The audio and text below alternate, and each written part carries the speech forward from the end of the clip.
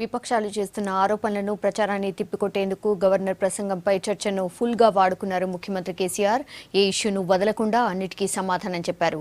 పథకాల అమల్లో వెనక్కి తగ్గేది లేదన్న సీఎం బంగారు తెలంగాణ కోసం ప్రభుత్వం కృషి చేస్తుందన్నారు. ప్రశ్నలకు సమాధానాలు, విమర్శలకు రివర్స్ పంచులు, పథకాల అమలుపై క్లారిఫికేషన్లు, ఇలా ప్రతి విషయాన్ని టచ్ చేస్తూ అసెంబ్లీలో మాట్లాడారు సీఎం కేసీఆర్. గవర్నర్ ప్రసంగంపై విపక్షాలు చేసిన ఆరోపణలపై ఫైర్ అయ్యారు. ఇష్టం వచ్చినట్టు మాట్లాడడం సరికాదన్నారు. గవర్నర్ గారి ప్రసంగం గవర్నమెంట్ రాసిచ్చిన స్క్రిప్ట్ లాగున్నది, టీఆర్ఎస్ మేనిఫెస్టో లాగున్నది, లేకపోతే టీఆర్ఎస్ కరపత్రం లాగున్నది అని చెప్పి చాలా మంది సభ్యులు మాట్లాడారు. అధ్యక్ష, ఇది మనల్ని మనమే అగౌరవపరచుకోవడం, అపహాస్యం చేసుకోవడం. డెఫినెట్ గా గవర్నమెంట్ రాసిచ్చినటువంటి స్క్రిప్ట్ మాత్రమే గవర్నర్ చదువుతారు. అధ్యక్ష, ఒక పదం కూడా అటు ఇటుగా చదవడానికి గవర్నర్ గారికి అధికారం లేదు. కమిషన్లు, కాంట్రాక్టుల కోసమే మిషన్ భగీరథ అన్న విపక్షాల విమర్శలపై తనదైన స్టైల్లో రియాక్ట్ అయ్యారు కేసీఆర్. సీరియస్ గా ఆన్సర్ ఇచ్చారు. మిషన్ భగీరథ ఇది అనగానే ఎందుకో కాంగ్రెస్ నాయకులకు భయం. అధ్యక్ష, ప్రభుత్వం చెప్పిన విధంగా పనులు జరిగేటట్టు మొబిలైజేషన్ అడ్వాన్స్ తీసేసిన మీరు పెట్టిన దుర్మార్గమైన పద్ధతి. టెండర్లన్నీ ఆన్లైన్ ఉంటాయి. అధ్యక్ష, ఆన్లైన్ ఉండే టెండర్లను పట్టుకొని టెండర్ లేదు ఏది పడుతుంది మాట్లాడితే ప్రజలు నమ్ముతారు అనుకుంటారు. రైతు రుణమాఫీపై విపక్షాల విమర్శలకు వివరణిచ్చారు సీఎం. రుణమాఫీపై ఆందోళన వద్దన్నారు. విత్తనాల కొరత లేకుండా అన్ని చర్యలు తీసుకున్నామని చెప్పారు. 17,500 కోట్ల రూపాయల రుణాలు తలకు మించిన భారమైనా మేము తలకెత్తుకున్నాం. అధ్యక్ష, అందులో 50% ఆల్రెడీ క్లియర్ అయిపోయింది. ఈ విడత ఇచ్చేస్తే 75% క్లియర్ అయిపోద్ది. అధ్యక్ష, ఇక మిగిలేదు ఒకటే ఒక విడత. రాష్ట్రంలో ఐటీ డెవలప్మెంట్ కు తీసుకుంటున్న చర్యలను సభకు వివరించారు సీఎం. అద్భుతమైనటువంటి కంపెనీలు. అధ్యక్ష, గూగుల్ ఇప్పటివరకు అమెరికాలో ఉంది. సెకండ్ లార్జెస్ట్ క్యాంపస్ హైదరాబాద్లో కడతామని ఎంఓయూ చేసుకున్నారు. త్వరలోనే వాళ్ళు ప్రారంభించబోతా ఉన్నారు.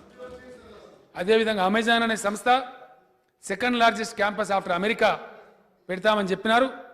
వారు కూడా వస్తూ ఉన్నారు. అధ్యక్ష, కాగ్నిజెంట్ అనే సంస్థ కూడా హైదరాబాద్కు వస్తామని చెప్పినారు. వారు కూడా వస్తూ ఉన్నారు. అధ్యక్ష, ఉద్యోగాల భర్తీపై టీఆర్ఎస్ మేనిఫెస్టోలో ఇచ్చిన హామీకి కట్టుబడి ఉన్నామన్నారు సీఎం. నీళ్లు, నిధులు, ఉద్యోగాల కోసమే తెలంగాణ తెచ్చుకున్నామని చెప్పారు. స్కిల్ డెవలప్మెంట్ ఎడ్యుకేషన్ అవసరాన్ని వివరించారు. డెఫినెట్గా చెప్పినాం. తెలంగాణ రాష్ట్రం ఏర్పడితే 1,00,000 ఉద్యోగులు వస్తాయని చెప్పినాం. అధ్యక్ష, and we are committed to that. ఈ సంవత్సరం ఇప్పటికే నిన్న ఆర్థిక శాఖ మంత్రి గారు కూడా జవాబు చెప్పినారు. అధ్యక్ష, 18,000 ఉద్యోగాలకు ఒక నోటిఫికేషన్ వచ్చింది. అది కాకుండా మరో 2,000 ఉద్యోగాలకు కూడా నోటిఫికేషన్ ఇచ్చినాం. సింగరేణిలో ఒక 4,500 మందిని రిక్రూట్ చేసినాం. ఆ తదనంతరం నేడో రేపు విద్యాశాఖ మంత్రి గారు బహుశా ప్రకటిస్తారేమో, ఈ మధ్యనే అనుకున్నాం, మరొక 10,000 టీచర్ ఉద్యోగాలు కూడా రిక్రూట్ కూడా చేయబోతా ఉన్నాం. అధ్యక్ష, చర్చ సందర్భంగా మరోసారి సెటిలర్స్ ఇష్యూ తెరపైకొచ్చింది. 1,00,000 మంది ఆంధ్ర వాళ్ళు హైదరాబాద్, రంగారెడ్డి జిల్లా పరిసరాలు ఉన్నారు.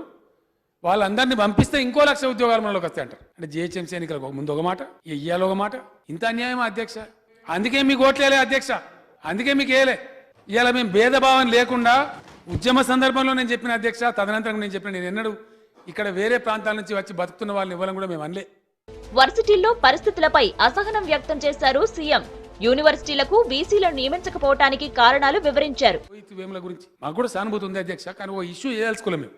ఢిల్లీలో జేఎన్యూలో జరిగినా, ఇక్కడ మన దగ్గర ఇక్కడ సెంట్రల్ యూనివర్సిటీలో జరిగినా దురదృష్టకరం. ఫిలాసఫీలు, సిద్ధాంతాలు కొంచెం ఆ యూనివర్సిటీలలో పెట్టి లేని జగడాలు పుట్టించి ఈ ఫెస్టివల్, కిస్ ఫెస్టివల్ అంటే అధ్యక్ష, భారతదేశంలో కిస్ ఫెస్టివల్ ఒప్పుకుంటారు అధ్యక్ష. వాడు కిస్ ఫెస్టివల్ అన్నాడు, ఎన్నో రకాలు పెట్టి ఎందెందో చేసి వాటన్నిటిని ఒక విచిత్రమైన సంస్థలుగా తయారు చేసినారు. ఆ పరిస్థితి పోవాలి. గతంలో అధ్యక్ష vice chancellor will be appointed by governor అని పెట్టినారు. ఆ యాక్ట్ మార్చినాం అధ్యక్ష. గవర్నర్ గారికి చెప్పి రాష్ట్ర ప్రభుత్వం పెట్టాలి అధ్యక్ష. వైస్ ఛాన్సలర్, ఛాన్సలర్స్ ఎవరెవరు ఉండాలని కూడా రాష్ట్ర ప్రభుత్వం నిర్ణయించాలి అధ్యక్ష. సిటీలో క్రైమ్ కంట్రోల్ కు అన్ని చర్యలు తీసుకుంటున్నామన్నారు ముఖ్యమంత్రి. పోలీస్ డిపార్ట్మెంట్ ను స్ట్రెంథెన్ చేస్తున్నామని అన్నారు.